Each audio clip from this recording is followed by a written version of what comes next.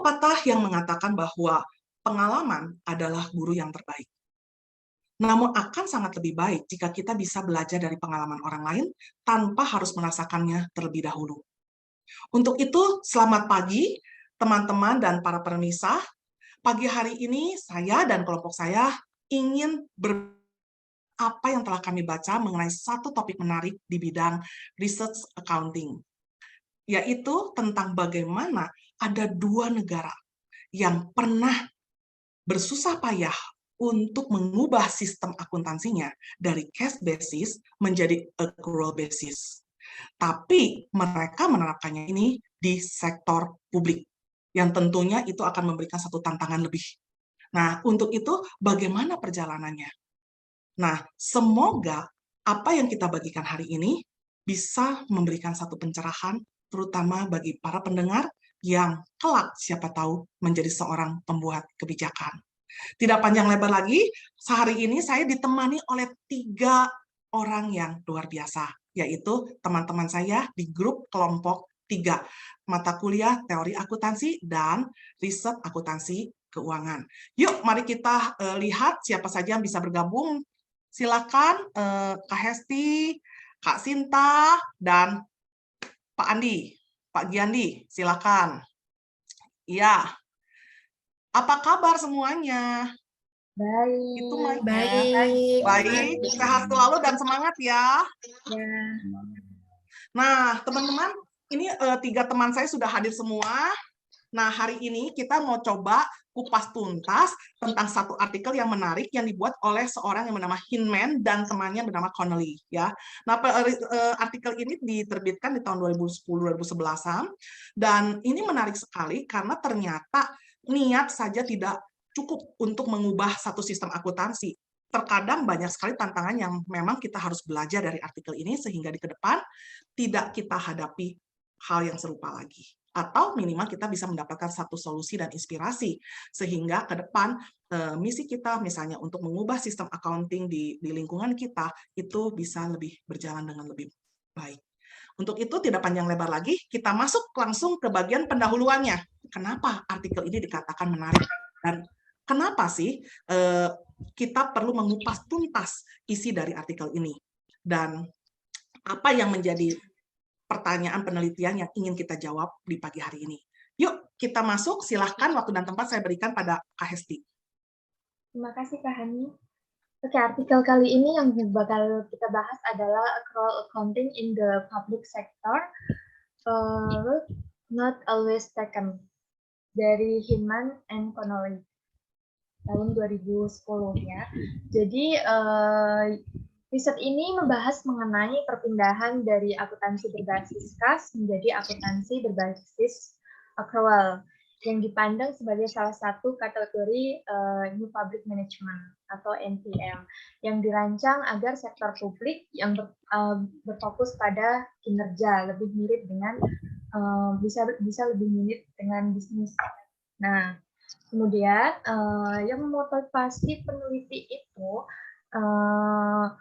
motivasi peneliti ini muncul karena banyaknya perubahan yang terjadi di 25 tahun terakhir yang dikategorikan sebagai NPM.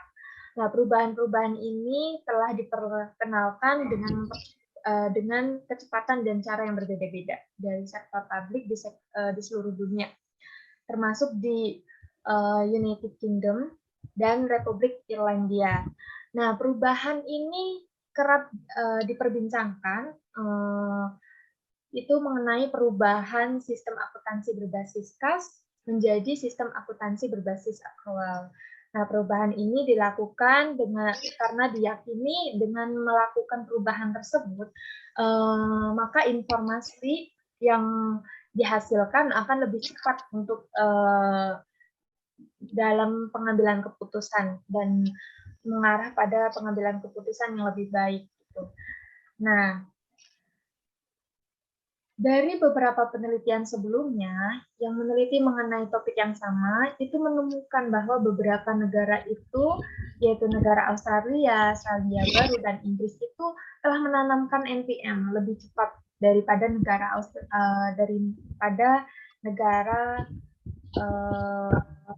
Italia, dan Republik Irlandia. Itu tidak konsisten dengan indikasi awal yang mengingat bahwa keinginan awal yang terindikasi dengan jelas bahwa di tahun 1990-an itu pemerintah Inggris dan Republik Irlandia itu menunjukkan keinginan untuk memperkenalkan akuntansi berbasis akrual dan di pusat pemerintahan mereka. Namun pada akhirnya itu prinsip-prinsip akuntansi berbasis akrual tidak diterapkan di Republik Irlandia dan Inggris tetap konsisten untuk menerapkannya. Untuk itu, penelitian ini dilakukan untuk mengetahui apakah untuk menjawab dua pertanyaan ini, apakah dampak akuntansi berbasis aktual oleh di sektor publik di Inggris itu dampaknya apa? Yang kedua, mengapa akuntansi berbasis akrual pada akhirnya itu tidak diterapkan di Republik Irlandia? Yang selanjutnya adalah tujuan dari makalah ini. Makalah ini itu mencoba untuk meneliti mengenai dampak adopsi akuntansi berbasis akrual oleh sektor publik di Inggris dan untuk mengeksplor kembali mengapa akuntansi berbasis akrual pada akhirnya tidak diterapkan di Republik Irlandia. Selanjutnya akan dijelaskan oleh Kak Yasinta mengenai theoretical framework dan metodologi dalam penelitian ini. Silakan Kak Yasinta. Selanjutnya, saya Yasinta Aprilia, saya akan melanjutkan di bagian theoretical framework dan di metodologi penelitian. Nah, di slide selanjutnya, kita akan membahas tentang latar belakang dari penelitian empiris ini, di mana dia ada 3 bagian yang menjadi topik permasalahannya, di mana dia membagi keberagaman dalam pengadopsian New Public Management, dan lalu yang kedua itu akuntansi akrualnya, dan yang ketiga itu dari teori institusionalnya. Baiklah, selanjutnya di bagian keberagaman dalam pengadopsian New Public Management ini, seperti yang kita ketahui bahwa keberagaman pengadopsian dari istilah NPM ini dia berkembang di era reformasi. Nah, dari segi pengimplementasiannya atau di bagian penerapannya ini sendiri, dia itu menggunakan dari teknik manajerial dari sektor swasta. Nah, di mana pengembangan mekanisme pasarnya itu hingga ke unit-unit kuasi otonom kecilnya itu diuraikan dari si pemerintahan. Nah, beberapa negara juga sudah mengimplementasikan perubahan NPM ini dengan antusias yang diidentifikasikan dengan 3 tingkatan pengadopsian yang berbeda, yaitu tinggi, sedang, dan rendah. Di mana untuk yang negara yang mengadopsi tinggi itu ada di Australia, Selandia Baru, dan di Inggris. Sedangkan kalau untuk yang tingkat pengadopsiannya yang sedang itu dia ada di Austria, Italia, dan Republik Irlandia. Dan untuk yang tingkat pengadopsiannya itu rendah, itu ada di Yunani, Jepang, dan Spanyol. Nah, ada berbagai pendapat dari tinjauan literatur terdahulu yang mengenai perubahan-perubahan dari keberagaman pengadopsian istilah NPM ini. Nah, yang pertama itu dia adanya potensi penghematan dari implementasi serta pemeriksaan konstitusional terbatas pada pusat pemerintahan menjadi penentu penting dalam peningkatan penggunaan teknik NPM. Nah, walaupun peningkatan ini bukanlah salah satu alasan yang disebabkan oleh mereka yang berorientasi pada politik sayap kanan, tapi atau buruknya kinerja ekonomi serta ukuran pemerintahan. Lalu yang kedua, tingkat keberhasilan dari program reformasi sektor publik ini bisa saja dipengaruhi oleh iklim budaya dari suatu negara, serta pendekatan dari mayoritasnya itu sendiri di negara terpusat, daripada dari tingkat keinginannya terhadap pemerintahnya itu. Seperti negara-negara yang memiliki tingkat individualitas yang tinggi kayak di Inggris. Nah, di mana ide-ide NPM ini lebih diterima lebih diterima di Inggris dibandingkan untuk negara Republik Irlandia sendiri. Lalu selanjutnya untuk dari akuntansi akrualnya sendiri itu ada pro dan kontra, di mana dari segi pro-nya itu sendiri mereka bilang kalau nggak ada NPM itu maka kalau nggak ada akuntansi akrual maka NPM itu bakalan melemah. Nah, di mana karena apa namanya ada beberapa negara juga yang mengadopsi akuntansi akrual di masa reformasi untuk sektor publik. Itu dikarenakan akuntansi akrual ini memberikan informasi serta keputusan yang lebih tepat dalam informasi antara pengeluaran saat ini dan pengeluaran modal dengan pertimbangan dari biaya peluang modal dan konsumsinya dari waktu ke waktu dibandingkan dengan sistem yang berbasis kas, sehingga NPM itu akan melemah katanya kalau nggak ada akuntansi akrual. Lalu ada juga, tapi ya ada beberapa pendapat yang nggak setuju dengan pernyataan itu karena yang pertama katanya dalam perubahan NPM ini akuntansi akrual itu nggak cocok dengan sektor publik karena dia nggak sesuai dengan tujuan dari sektor publik, yaitu pengukuran kinerja, bukan laba. Nah, ketidakrelevan struktur keuangan juga dan solvabilitas juga di lingkungan publik, serta gambaran kinerjanya itu hanya berfokus pada biaya layanan dan efisiensi. Lalu yang kedua, masalah kontrol keuangan itu tidak dapat terpecahkan dengan akuntansi akrual. Dan yang ketiga, akuntansi berbasis kas ini memiliki kelebihan yang nggak boleh diremehkan katanya, seperti kesederhanaannya, kepemahaman, dan keobjektivitas dari serta kualitasnya. Nah, terlepas dari kritik-kritik tersebut, ini nih tujuannya agar pengadopsian akuntansi akrual di NPM ini menjadi lebih matang.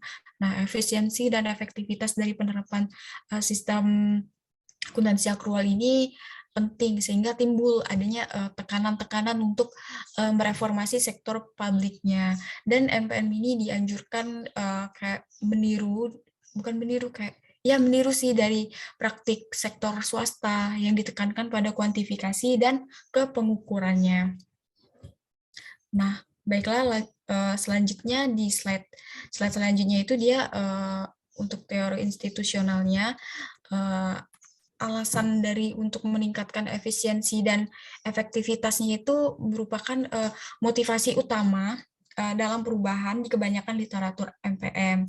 Nah, namun dalam teori institusionalnya itu ada beberapa faktor-faktor lain yang harus dipertimbangkan ketika menilai perubahan organisasi, yaitu harapan dan nilai organisasi internal dan eksternal. Sehingga reformasi yang diperkenalkannya itu hanya karena dalam pemenuhan aturan dan legitimasi eksternal. Nah, serta tekanan normatif dari asosiasi profesional atau dari akuntan. Nah, selain itu, hal yang disebutkan sebelumnya itu merupakan tindakan-tindakan yang mahal katanya, karena itu membutuhkan keterlibatan dari beberapa aktor yang harus dididik dan dibujuk karena perubahan. Nah, hal itu menyebabkan praktik yang dipertahankan organisasi itu bukanlah desain rasional karena diterimanya mereka, tapi sebagai cara mereka untuk melakukan sesuatu. Nah, baiklah, selanjutnya di slide ini dia akan membahas tentang lintasan yang perubahan-perubahan sistem akuntansi akrual di Inggris dan di Republik Irlandia. Nah, kalau untuk di Inggris sendiri, dia itu hingga pada waktu penelitian itu dia masih menggunakan akuntansi akrual. Jadi dia dari kas ke akuntansi akrual. Nah, untuk di negara Inggris itu dia kan merupakan negara bagian. Di Inggris itu kan terdiri dari beberapa negara bagian. Nah, seperti Inggris, Irlandia Utara, Skotlandia, dan Wales. Nah, di mana dalam satu unit politik utama itu perpindahan dari akuntansi tunai itu ke akuntansi akrual untuk pemerintahan pusat dipandang signifikan dan disoroti oleh para politisi. Nah, pengenalan bertahapnya itu di mana sistemnya itu akan berkembang dan sumber dayanya, termasuk personelnya juga yang terampil akan diperoleh dengan disetujuinya perubahan dari yang diimplementasikan di dalam judul bukunya itu research Accounting and Budgeting (RAB). Nah, akuntansi sumber dayanya juga dia menerapkan prinsip-prinsip akrual untuk akuntansi sektor publik dan berusaha untuk mengintegrasikan tujuan dan target ke dalam sistem akuntansinya. Nah, penganggaran sumber daya ini dia melibatkan informasi RE sebagai dasar untuk merencanakan dan mengendalikan pengeluaran publik untuk membuat akun manajemen itu sejajar dengan akun eksternal. Nah, selanjutnya di slide selanjutnya itu dia akan membahas perubahan sistem akuntansinya itu di Republik Irlandia, di mana sejak pertengahan di tahun 1990-an itu ada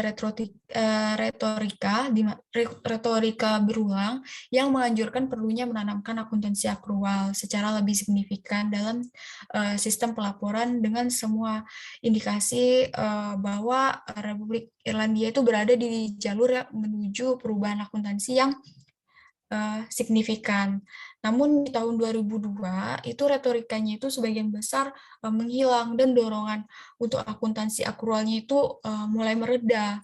Nah, terlepas dari rencana besar dan retorikanya itu tersendiri, nah informasi akrual akuntansinya itu hanya menjadi kayak produk sampingannya aja dari keuangan eksternalnya. Nah, dengan akun yang sebagian besarnya itu tetap berbasis kas dan tidak pernah tertanam dalam kerangka akuntansi manajemen dalam departemen pemerintahan pusat. Lalu maka untuk perubahan sistem akuntansi akrual di Inggris itu hanya meninggalkan beberapa catatan akrualnya saja, namun tidak mengimplementasikannya secara penuh.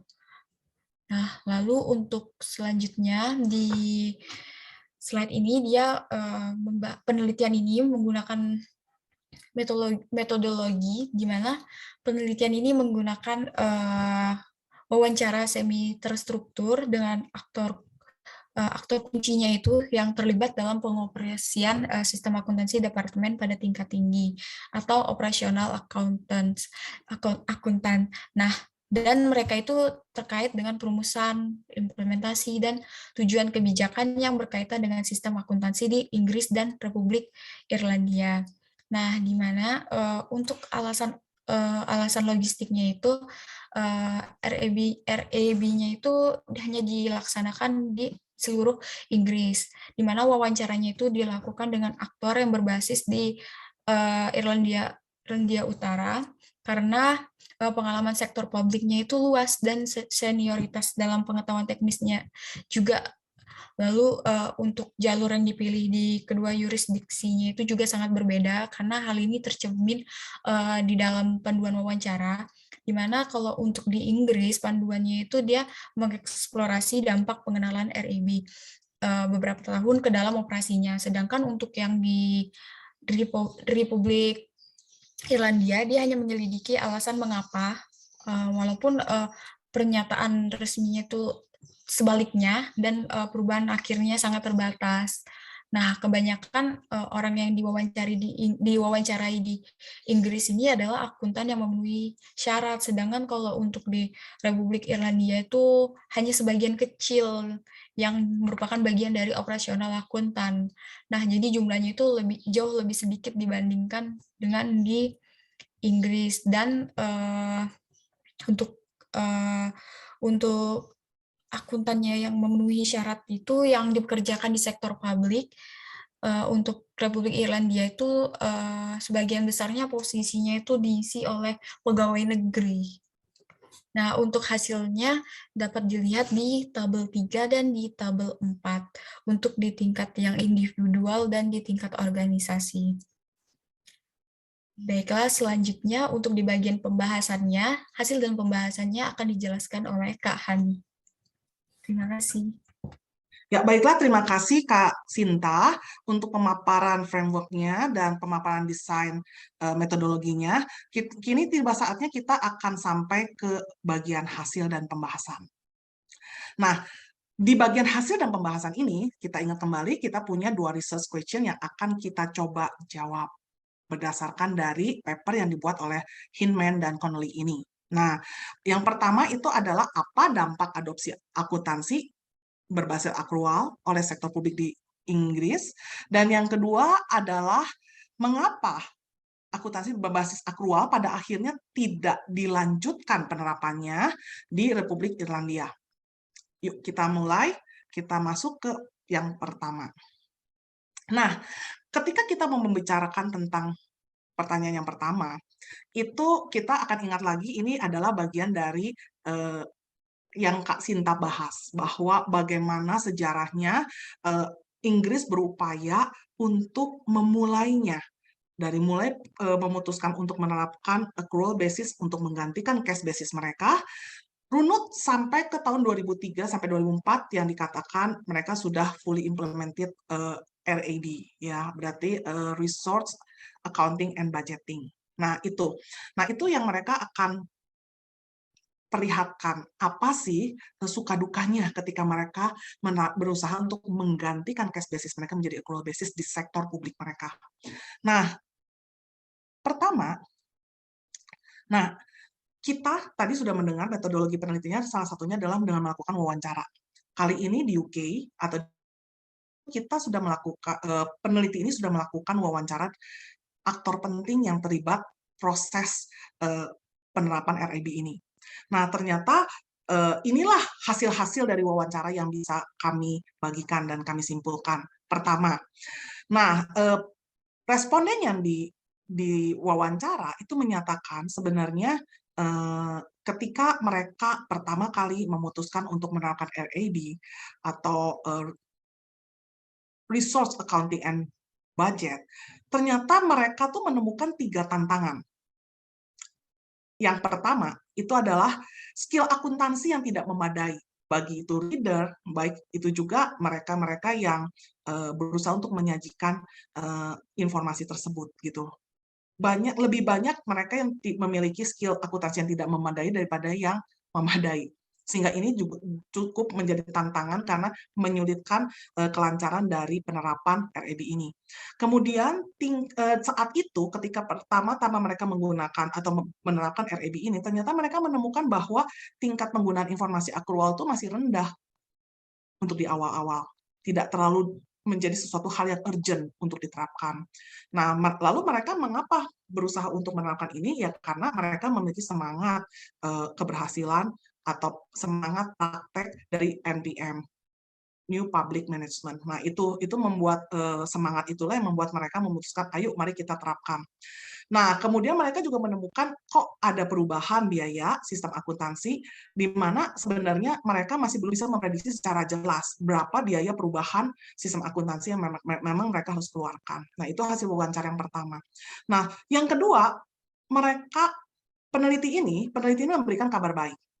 Seorang peneliti dari Australia yang bernama Colbert et al. Di tahun 2010, mereka menyatakan bahwa ternyata dari waktu ke waktu, persepsi tentang manfaat informasi akuntansi berbasis accrual itu positif, itu semakin hari ke hari itu naik. Nah, ini menjadi satu harapan buat kita semua untuk memikirkan atau mempertimbangkan penerapan accrual basis accounting ini di sektor publik, ya tentunya dengan berbagai pertimbangan lainnya. Tetapi minimal ini ada harapan. Kenapa? Karena dari hari ke hari persepsi orang tentang penerapan ini di sektor publik meningkat. Nah, kemudian di sini berangkat dari 2 hasil wawancara ini, yang dari yang UK ini, maka peneliti ini berusaha untuk membahasnya ke dalam 3 bagian topik. Yang pertama, peneliti ini akan membahas tentang bagaimana pemahaman, penggunaan, dan bahkan kerumitan atau tingkat kompleksitas RAB ini. Kemudian tentunya penelitian ini juga akan membahas tentang kalau dari sudut pandang mereka yang terlibat di dalam proses RAB ini, bagaimana isu cost and benefit ini menjadi satu pertimbangan di dalam prosesnya. Nah, tentunya memang yang kita sudah pelajari bersama, apalagi kita mahasiswa-mahasiswa di bidang ekonomi, accounting tepatnya, tentu isu antara cost and benefit menjadi satu hal yang penting ketika kita hendak menerapkan satu sistem yang baru. Nah, yang ketiga adalah penelitinya akan mengupas bahwa sebenarnya sekarang itu sudah tersedia belum laporan-laporan yang berkaitan dengan RAB ini untuk setiap departemen. Nah, 3 hal itu yang akan dibahas di UK ini, ya, yang terkait UK. Nah, yang pertama itu adalah mereka menemukan seperti ini. Yang pertama, ketika mereka membahas tentang pemahaman, penggunaan, dan tingkat kerumitan RAB. Ternyata di Inggris itu mereka yang terlibat itu memiliki sifat atau sikap optimisme yang tidak diimbangi dengan kemampuan mereka di bidang RAB. Maksudnya begini, ketika mereka ditanya awal-awal, bisa nggak kita menerapkan RAB di Inggris ini gitu. Mereka-mereka yang terlibat mengatakan bisa gitu, tetapi mereka belum mengantisipasi bahwa untuk berhasil penerapan RAB ini, maka dibutuhkan yang namanya penguasaan skill yang memadai bagi mereka yang menyajikan laporan maupun mereka yang menggunakan laporan tersebut. Nah, itu yang akhirnya menjadi satu penghambat ketika rencana RAB ini diterapkan, dijalankan. Nah, yang kedua itu adalah ketika responden itu diwawancara, apakah RAB ini memberikan dampak positif tidak terhadap peningkatan kualitas pembuatan keputusan. Nah, responden ini mengatakan, iya sih, saya merasa bahwa penerapan RAB ini bisa meningkatkan kualitas pembuatan keputusan, tapi memang sebatas merasa dan firasat saja. Nah, jadi kalau ditanya apakah ada bukti empiris, apakah yakin sepenuhnya, responden mengatakan tidak. Tapi kami punya firasat bahwa kualitas pembuatan keputusan itu menjadi lebih baik setelah kami mencoba menerapkan accrual basis konsepnya itu.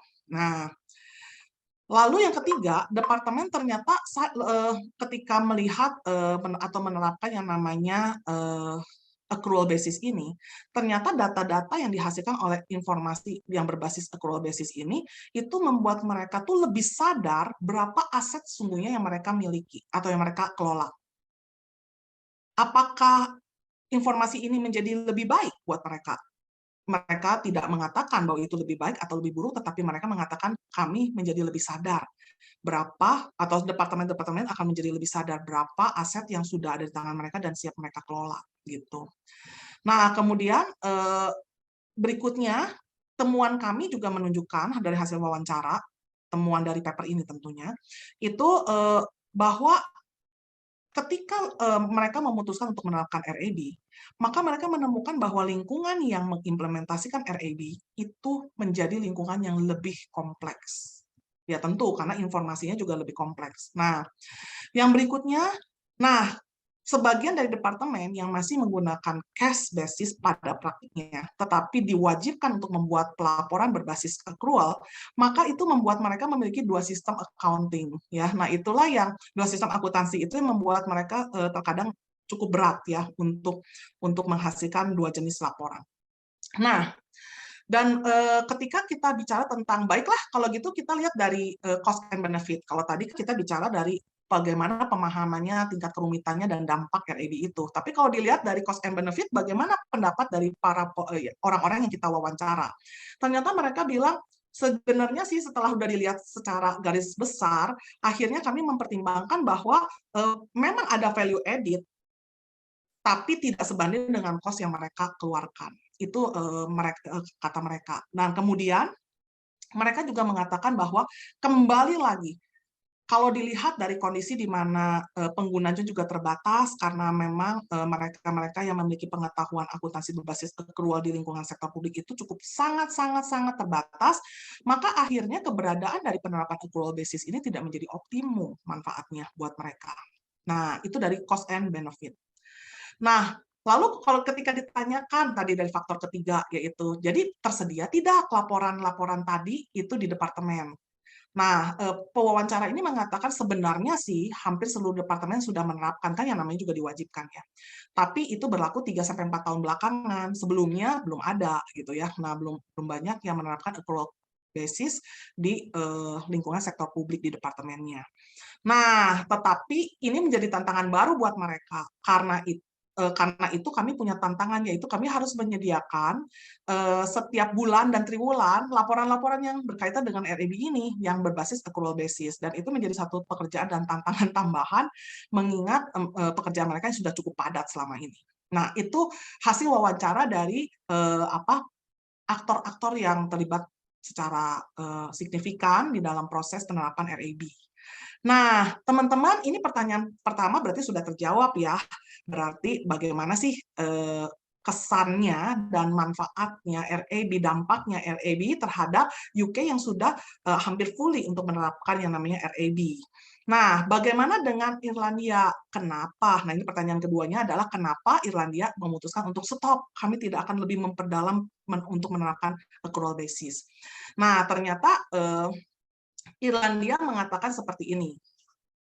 Ini Irlandia juga dilakukan wawancara, tapi tidak kepada aktor penting yang terlibat, tetapi kepada sejumlah akuntan yang dianggap oleh peneliti itu memenuhi syarat-syaratnya. Ya, jadi purposive sampling. Nah, pertama hasil wawancara menunjukkan bahwa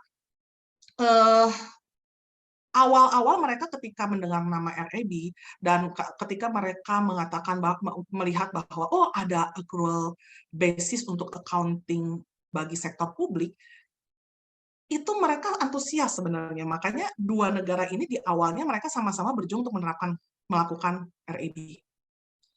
Tapi Republic of Ireland ini segera mereka menyadari kelemahan penerapan REB ini. Dan semakin mereka berjuang untuk menerapkan lebih jauh, mereka malah menemukan isu-isu yang lebih kompleks yang terkait dengan sumber daya mereka, yang terkait dengan rencana ini. Dan di sisi lain, mereka juga merasa bahwa informasi yang disajikan oleh accrual basis ini tidak urgent. Nah, itu mengapa beberapa alasan ini yang membuat mereka berpikir bahwa apakah kita lanjut atau cukup sampai sini. Nah, selanjutnya ketika di Inggris diberlakukan mandatori bahwa sektor-sektor publik di sana harus menerapkan accrual basis, beda halnya di Irlandia ini. Mereka seperti kehilangan momentum karena mereka tidak dapat arahan dari pusat apakah wajib atau tidak menerapkan accrual basis di dalam pelaporan mereka, di sektor publik tentunya. Nah, kemudian Republic of Ireland itu berpikir secara pragmatis, sedangkan UK berpikir secara dogmatis. Nah, pada akhirnya Ireland berpikir bahwa ya sudah, karena ini juga nggak wajib dan kami tidak urgent untuk hal-hal yang berkaitan dengan info accrual basis gitu ya, accrual basis di bidang accounting mereka, maka mereka memutuskan untuk berhenti saja, tidak akan melanjutkan tingkat penyerapan atau implementasi REB ini untuk lebih dalam. Nah, itu yang diperoleh dari Irlandia. Nah, jadi kalau kesimpulan yang bisa kita ambil, teman-teman, ya, saat di UK itu berhasil menerapkan REB di departemen pemerintahannya, maka REB itu bisa memberikan dampak. Yang pertama, informasi akuntansinya menjadi semakin kompleks, makanya menuntut kemampuan para akuntan dan yang non-akuntan yang terkait dengan laporan ini atau pengguna laporan keuangan ini untuk bisa memahami atau memiliki skill tentang accrual basis dalam accounting mereka. Nah, yang kedua, para pengelola merasa yakin secara terbatas, berarti hanya firasat saja, bahwa penerapan REB ini bisa meningkatkan kualitas dari pengambilan keputusan mereka. Nah, yang ketiga, biaya untuk menghasilkan informasi yang relevan dengan REB ini menjadi meningkat. Kenapa? Karena ada biaya untuk mengubah sistem dan biaya untuk mengupayakan informasi lebih terkait adanya accrual basis di dalam praktik accounting mereka. Nah, itu yang dirasakan oleh Inggris ya. Nah, yang berikutnya, sedangkan Ireland sendiri dia menyatakan bahwa kami sudah berhenti untuk menerapkan atau mengimplementasikan lebih dalam lagi akuntansi berbasis akrual. Nah, mungkin penyebabnya adalah mungkin karena seperti tadi, ide cara dia berpikir bahwa new public management itu penting dan harus disambut dengan begitu antusias, tidak setinggi dengan antusiasme yang ada di Inggris. Kemudian karena belum banyak mendapat arahan dari pusat, maka ideologinya itu menjadi lebih lemah. Nah, kemudian juga ada perbedaan budaya, dan akhirnya mereka juga mengatakan bahwa Inggris yang sudah menerapkan saja sudah seperti itu, maka mereka merasa tidak mau mengalami satu perjuangan yang kadang mengecewakan gitu ya, dari proses penerapan RAB di Inggris ini. Jangan sampai terjadi juga di mereka gitu. Nah, jadi ini ada dua simpulan yang sebenarnya bisa kita tarik dari artikel ini. Nah, artikel ini sebenarnya menarik sekali teman-teman, karena dari situ kita tahu, oh ternyata tidak semulus yang kita duga ketika satu kebijakan yang bisa mengubah accounting saja itu dalam suatu negara itu kita mau laksanakan gitu. Nah, apalagi terkait dengan sektor publik, ternyata banyak juga perjuangannya mereka harus lakukan.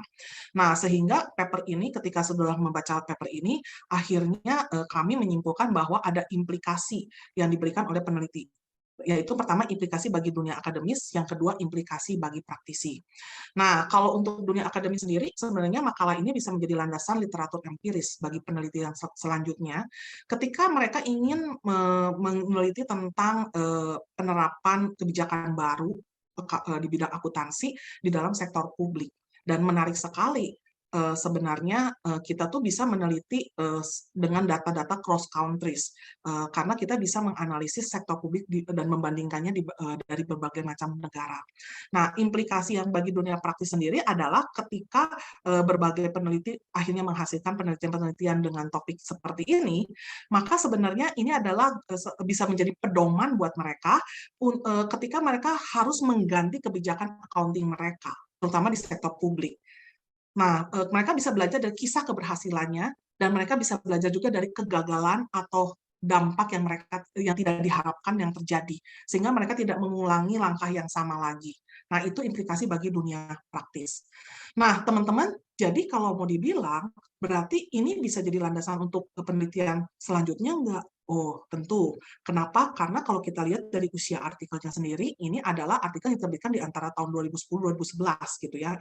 Nah, tetapi ini sudah berumur 10 tahun. Nah, dalam 10 tahun ini dengan kecanggihan digitalisasi dan masuknya era era industri 4.0, bisa jadi sesuatu yang menjadi hambatan itu sudah tidak menjadi hambatan lebih lanjut, dan bisa jadi negara-negara yang berhasil untuk mengubah sistem akuntansi mereka di sektor publik dari cash basis menjadi accrual basis menjadi lebih banyak, dan kita bisa belajar lebih lagi dari pengalaman mereka yang sudah berhasil dan pengalaman mereka yang gagal, sehingga dari situlah kita bisa menentukan strategi-strategi ketika kita hendak terlibat di dalam perubahan sistem accounting di sektor publik. Nah, jadi itu bisa diteliti lebih lanjut. Nah, itu saja yang bisa kami sharingkan dari satu artikel yang luar biasa ini, yang dibikin oleh Hinman dan Connelly di tahun 2010 dan dipublish di 2011. Dan selanjutnya, itu kan dari artikel ya. Nah, bagaimana, itu kan artikelnya artikel luar lagi. Bagaimana ceritanya kalau peraturan-peraturan di negara kita itu mengatur perubahan-perubahan accounting yang ada di sektor publik. Nah, setelah ini berarti ada satu teman kami, Pak Muhammad Gandhi, beliau akan sharing tentang apa saja yang dibahas oleh PP 71 tahun 2010 ini terkait dengan sistem accounting yang ada di sektor publik. Ya, silakan waktu dan tempat, saya persilahkan kepada Pak Andi. Kami perkenalkan dari kelompok 3 yang terdiri dari 4 anggota. Saya sendiri Gandhi yang akan memaparkan materi pembahasan dengan Peraturan Pemerintah Nomor 71 Tahun 2020 tentang standar akuntansi pemerintah. Standar akuntansi pemerintah yaitu sistem akuntansi pemerintah daerah, beban dan belanja, sistem akuntansi pemerintah daerah tentang kesediaan, sistem akuntansi pemerintah tentang aset lainnya. Gambaran mengenai Peraturan Pemerintah Nomor 1 Tahun 2010 tentang standar akuntansi pemerintah. Rumusan masalahnya yaitu Peraturan Pemerintah Nomor 71 Tahun 2010 itu mengenai definisi standar. Peraturan Pemerintah Nomor 71 Tahun 2010 lampiran 1. Peraturan Pemerintah Nomor 71 Tahun 2010 lampiran 2. Definisi standar akuntansi pemerintah. Pengertian akuntansi sektor publik adalah mekanisme teknik dan analisis akuntansi pada pengelolaan dana masyarakat di pemerintah pusat, lembaga-lembaga tinggi negara, dan departemen-departemen, badan layanan umum pemerintah daerah, badan layanan umum daerah, lembaga sosial masyarakat, dan layanan sosial maupun pada proyek kerjasama akuntansi sektor publik dan swasta. Peraturan Pemerintah Nomor 24 Tahun 2005 menjadi dirubah menjadi PP Nomor 1 Tahun 2010. Prinsip-prinsip akuntansi yang ditetapkan dalam menyusun dan menyajikan laporan keuangan pemerintah. SAP disusun oleh Komite Standar Akuntansi Pemerintah atau disebut KSAP. Profil KSAP itu yaitu Undang-Undang Nomor 17 Tahun 2003 Pasal 32. Lalu Undang-Undang Nomor 1 Tahun 2004 Pasal 57. KSP terdiri dari Komite Konsultatif dan Komite Kerja. Dibantu oleh kelompok kerja, sekretariat, dan KSP bertanggung jawab kepada Presiden melalui Menteri Keuangan. Pada kali ini kami akan membahas tentang ruang lingkup kerangka konseptual. Yang pertama yaitu tujuan kerangka konseptual. Tujuan kerangka sosial itu sebagai acuan bagi penyusun standar, sebagai penyusun laporan keuangan, pemeriksa dan para pengguna laporan. Posisi kerangka konseptual yaitu kerangka konseptual bukan standar akuntansi. Kerangka konseptual berfungsi sebagai acuan jika terdapat masalah akuntansi yang belum dinyatakan dalam standar akuntansi pemerintah. Jika terjadi pertentangan antara kerangka konseptual dan standar akuntansi, maka ketentuan standar akuntansi diunggulkan relatif terhadap kerangka konseptual. Ruang lingkup kedua yaitu lingkungan akuntansi pemerintah. Next.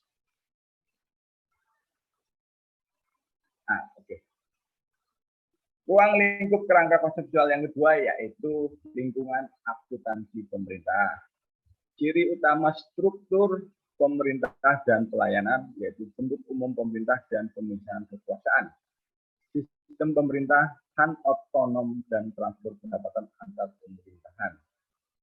Juga adanya pengaruh proses politik dan hubungan antara pembayar pajak dengan pelayanan pemerintah. Ciri keuangan pemerintah, satu, anggaran sebagai pernyataan publik, target fisik dan sebagai alat pengendalian. Kedua, investasi aset tidak langsung menghasilkan pendapatan. Ketiga, kemungkinan penggunaan akuntansi dana. Slide selanjutnya. Ruang lingkup ketiga yaitu penggunaan laporan keuangan. Penggunaan laporan keuangan digunakan oleh masyarakat, kedua wakil rakyat, lembaga pengawas, dan lembaga pemeriksa. Ketiga, pihak yang memberi atau berperan dalam proses donasi, investasi, dan pinjaman pemerintah serta pemerintah. Slide selanjutnya. Tujuan pelaporan keuangan pemerintah adalah menyajikan informasi yang bermanfaat bagi para pengguna dalam menilai akuntabilitas dan membuat keputusan ekonomi, sosial maupun politik. Slide selanjutnya. Komponen laporan keuangan pokok, yaitu laporan realisasi anggaran atau yang disingkat dengan LRA. Kedua, laporan perubahan saldo anggaran lebih. Ketiga, neraca. Keempat, laporan operasional. Kelima, laporan arus kas. Keenam, laporan perubahan ekuitas. Dan ketujuh adalah catatan atas laporan keuangan. Slide selanjutnya. Asumsi dasar kemandirian entitas, asumsi kesinambungan entitas, asumsi keterukuran dalam satuan uang, community measurement. Next. Karakteristik kualitatif laporan keuangan, yaitu satu, relevan, kedua, andal, ketiga, dapat dibandingkan, dan keempat, dapat dibandingkan. Next, slide selanjutnya. Prinsip akuntansi dan pelaporan keuangan. Prinsip akuntansi, standar akuntansi pemerintah, yaitu basis akuntansi.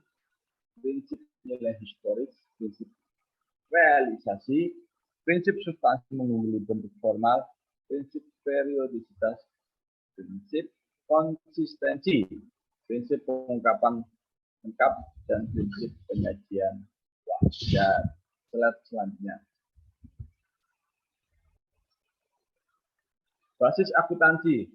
Basis akuntansi yang digunakan dalam laporan keuangan pemerintah entitas adalah basis akrual. Basis akrual digunakan untuk pengakuan pendapatan, LO, beban, aset, kewajiban, dan ekuitas. Dalam hal anggaran disusun dan dilaksanakan berdasarkan basis, maka LRA disusun berdasarkan basis kas. Lanjut. Prinsip nilai historis. Aset dicatat sebesar pengeluaran kas dan setara kas yang dibayar atau sebesar nilai wajar dari imbalan consideration untuk memperoleh aset tersebut pada saat perolehan. Kewajiban dicatat sebesar jumlah kas setara kas yang diharapkan akan dibayarkan untuk memenuhi kewajiban di masa yang akan datang. Nilai historis lebih dapat diandalkan daripada penilaian yang lain karena lebih objektif dan dapat diverifikasi. Next. Prinsip realisasi pendapatan basis kas yang tersedia yang telah dioperasikan oleh anggaran pemerintah lalu selama suatu periode akan digunakan untuk membayar utang dan belanja yang bersifat produktif. Prinsip penandingan pendapatan belanja tidak mendapat penekanan seperti dalam aturan komersil.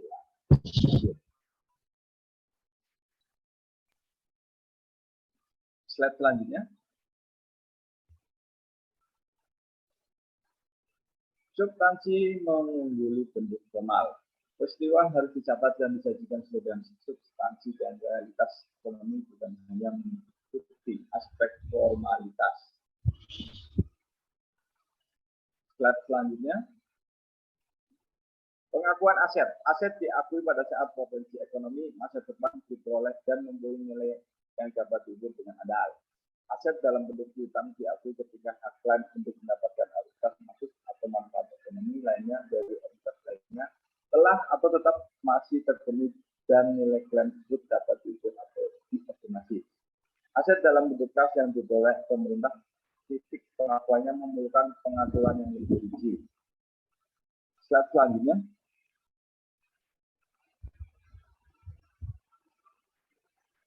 Pengakuan kewajiban. Kewajiban diakui pada saat dana pinjaman diterima atau pada saat kewajiban timbul. Slide selanjutnya. Pengakuan pendapatan. Pendapatan LO diakui pada saat timbulnya hak atas pendapatan tersebut atau ada aliran masuk sumber daya ekonomi. Pendapatan LRA diakui pada saat kas diterima di rekening kas umum negara atau daerah. Slide selanjutnya.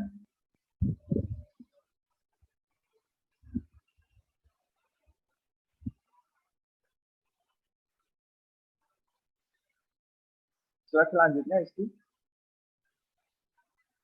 Pengakuan unsur laporan keuangan.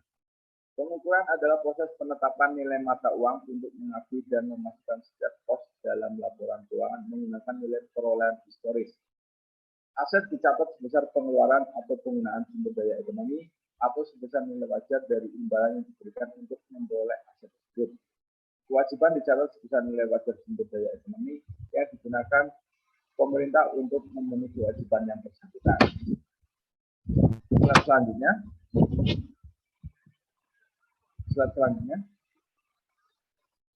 Tanggal efektif. Pernyataan standar akuntansi pemerintah atau PSAP ini berlaku efektif untuk laporan keuangan atas pertanggungjawaban pelaksanaan anggaran tahun anggaran 2016. Demikian dengan berakhirnya sesi yang sudah diselesaikan oleh Pak Giandi, maka berakhir juga sesi presentasi kami hari ini. Semoga ada banyak hal poin yang bisa menjadi poin yang bermanfaat buat teman-teman pemirsa sekalian. Jika teman-teman pemirsa merasa suka dan merasakan manfaatnya, jangan lupa untuk like and subscribe dan jangan lupa juga memberikan komen. Terima kasih, salam sehat, salam semangat, dan sampai jumpa lagi. Terima kasih.